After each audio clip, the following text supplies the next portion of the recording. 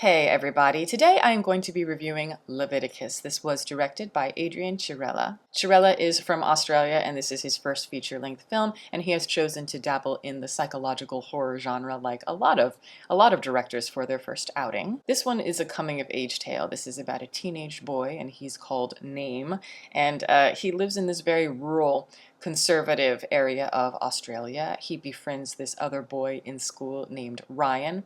The two love to shove each other, push each other around. There's a lot of physical aggression that is clearly romantic in intention. Unfortunately, homosexuality is not accepted where they grow up because it leans, obviously, like I said, very conservative and it's very puritanical. The adults in charge all seem to be in some state of denial as a method of survival. When it is discovered that Name and Ryan are hooking up, the parents immediately want to put a stop to it, so they force the boys into this religious healing ceremony, and it's meant to kind of shock the sexual urges out of them, and it is a metaphor for conversion therapy, we can all assume. But this is a horror movie, and so there has to be a gimmick and there has to be an angle to that gimmick. And here, the ceremony that the boys, take part in, it unleashes this invisible demon of sorts. It's invisible to everybody else, but to you, the entity takes the form of whoever you are in love with, whoever you are attracted to. It lures you in and it is violent towards you and it can even kill you.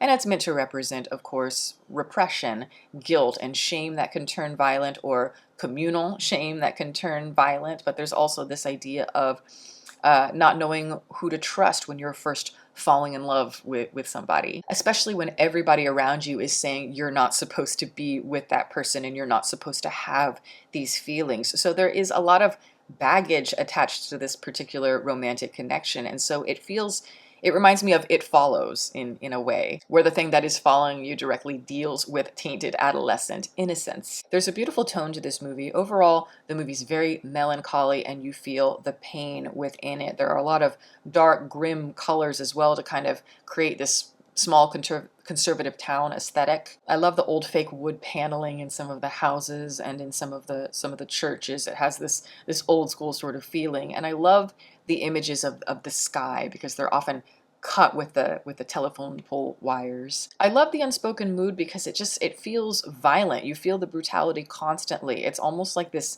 internal hemorrhaging feeling, this feeling of destruction, but also this outward need to create violence because the feelings inside are raging. I like how the movie mixes the feeling of lust, that emotional desire for connection, and it mixes it with the adolescent hormones as well as that rage manifested into the physicality. Having said all of that, despite the fact that I like a lot of what's going on here, there is something missing from nearly every angle of this movie. It feels like it hasn't fully developed its perspective. It's pensive and meandering as an experience, and it's almost like it's trying to feel itself out. It's trying to discover what it's forming into as it's going along. But it doesn't grow boldly enough into any direction to stick the landing.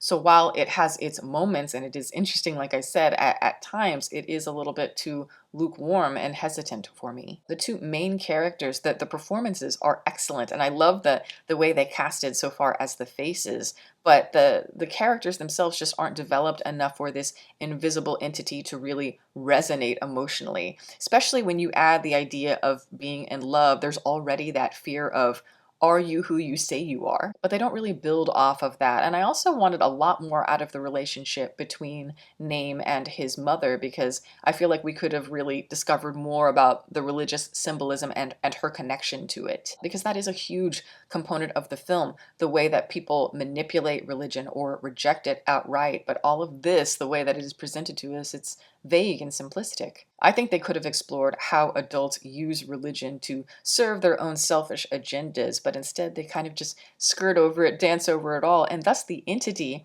that begins to haunt the boys, it's not that scary, and it's not backed by anything other than this broad idea of representing social cruelty and violence. It's a weird movie so far as how it is paced, and for a while, there's very little horror going on. It feels more like a psychological drama with hints of horror, and then it grows more into that generic formula of horror that we all are familiar with. But it doesn't do it with enough punch for a lot of those pulpy elements to land within this darker story. I am not against slow burn horror. In fact, I welcome that type of stuff.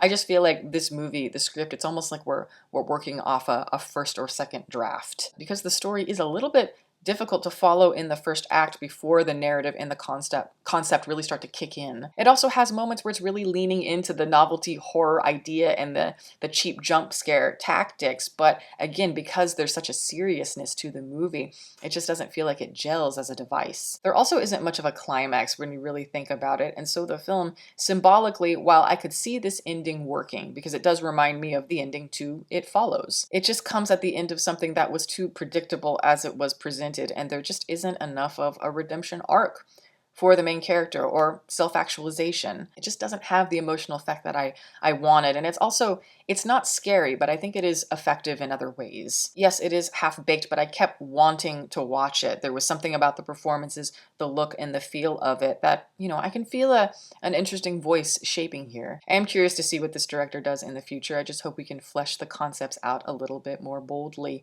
And it is unfortunate. It's just a tough act to follow. We're in this big horror resurgence with Obsession and Backrooms. It's not the film's fault when it came out, but I just don't see it touching a nerve with audiences in the same ways. But I think it could find a smaller art house audience. But that is my review. Thank you guys so much for watching. I'm going to plug my website as always. It is deepfocuslens.com.